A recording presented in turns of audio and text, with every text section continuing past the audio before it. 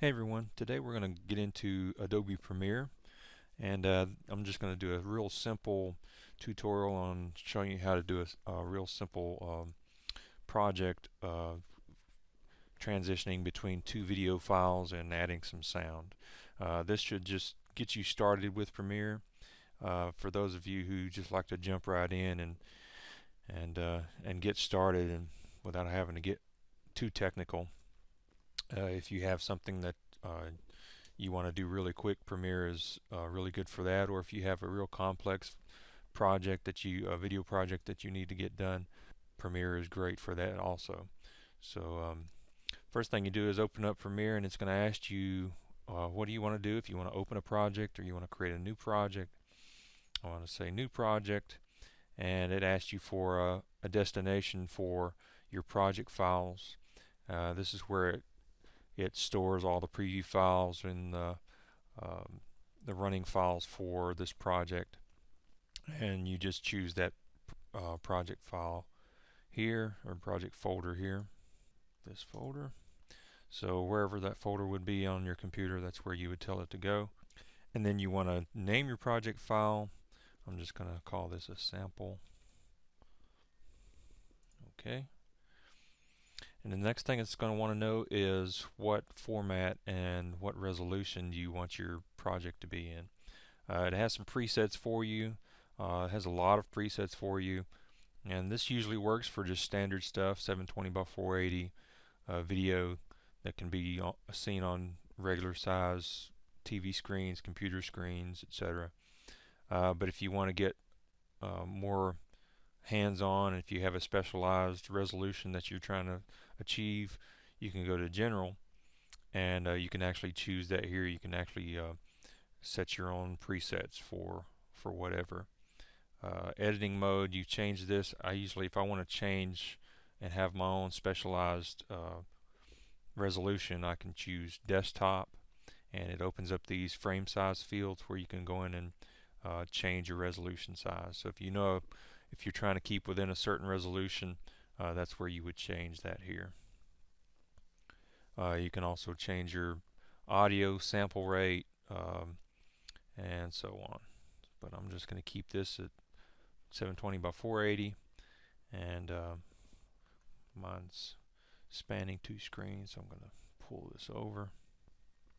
As you can see, when you open up Premiere, it looks kind of daunting at first, but once you get into it and find out where everything is, it's pretty easy to figure out. Here's your preview window. This is going to show you the preview of what's happening in the timeline.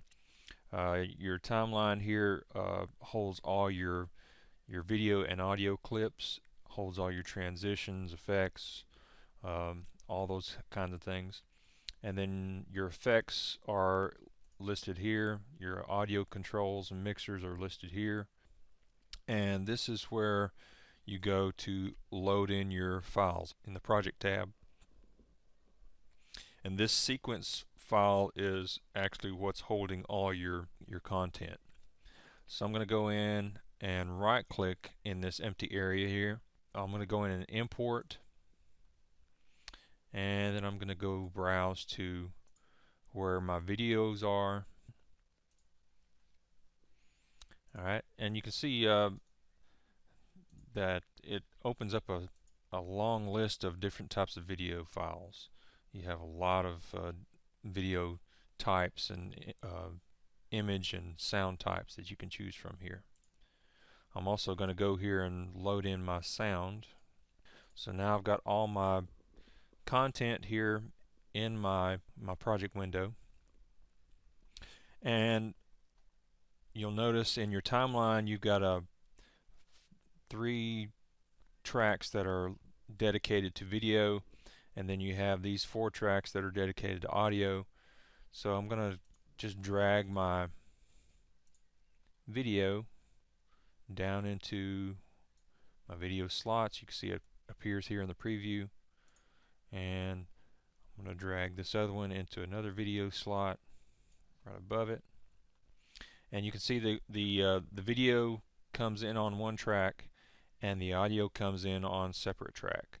So you have the option of actually deleting the audio from this video, or even just muting it from the video. Or you can overlay it. You can do a lot of different effects to it. But we're going to bring in our own audio here. So I'm just going to drag this down into audio 1 track. So now I can scrub through this.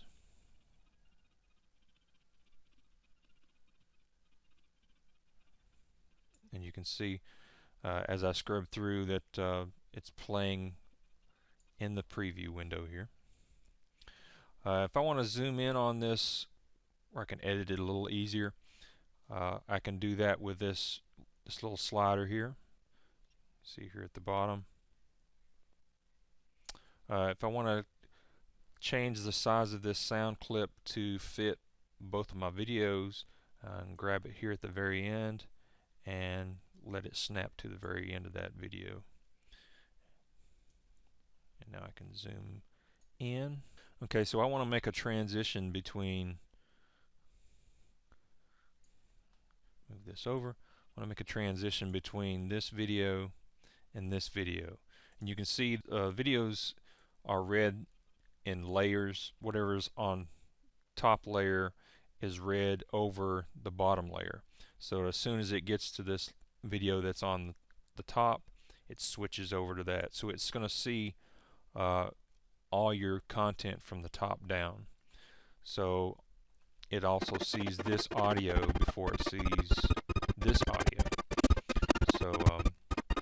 So just keep that in mind, that all your content is read from the top down whenever you're working in this timeline.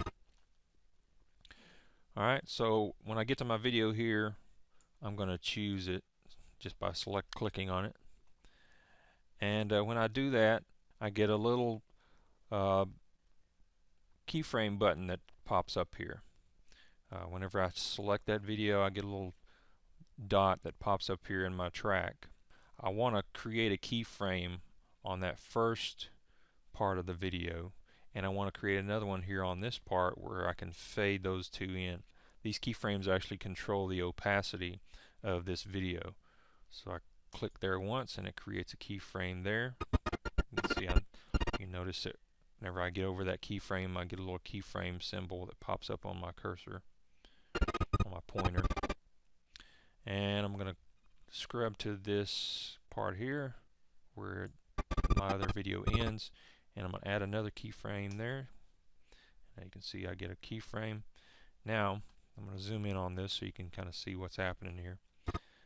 What I want to do is pull this keyframe down just by clicking and dragging it down, which means that now at this point this video is transparent, and it slowly starts becoming opaque until it's fully opaque here at this keyframe. And that's how you do a transition. You can scrub through and see how that works. If that transition is a little too long, you can just drag that keyframe over. This doesn't matter here because this isn't going to be seen anyways. You can see now that transition is a little more, happens a little faster. Alright. Also, this also works for sound. If you wanted to fade in sound, so say if I wanted to fade this video in at the beginning, I can create a keyframe there on the video and another keyframe here, and just drag that first keyframe down. So now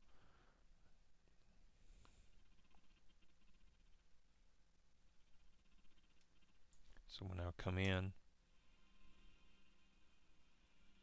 it gets a nice fade in. And you can do the same there at the end. Select the video, create a keyframe, and then another keyframe here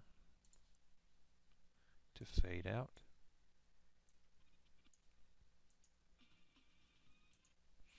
Alright, and also I'll show you how to fade the sound out. We'll do the same with the sound. Once you select that sound, you get the same keyframe. Go to the very end, keyframe again, pull that keyframe down,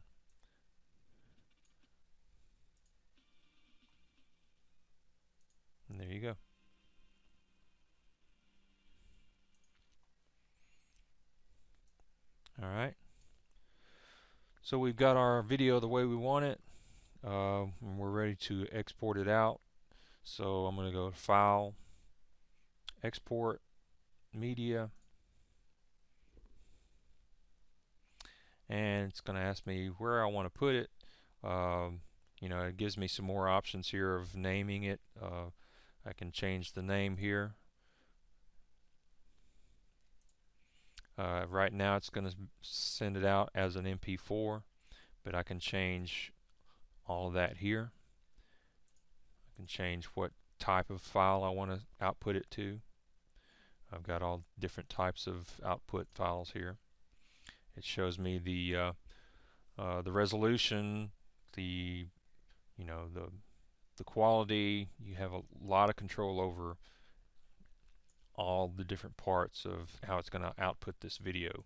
You even have some audio controls, but for what it is, I'm just going to say export, and it's going to run through this encoding where it runs through and actually renders the project and puts in all the transitions and all the fades and any effects or video effects or sound effects that we have added to this video, and it works all that in and then spits out a final product.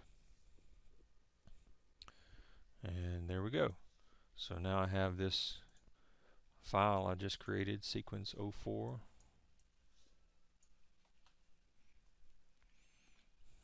and it's as simple as that.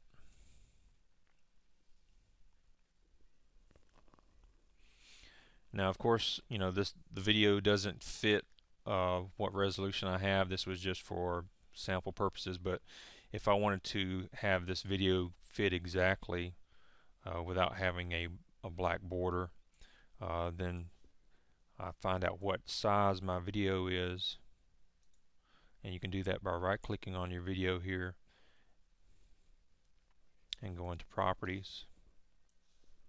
You can see my video size is 480 by 352. So at the beginning, whenever I created my project file, I would just set the resolution to this size, and then everything would be nice and tight, and I wouldn't have any black borders. So I hope this helps, and come back and we'll have some more Adobe Premiere videos for you, and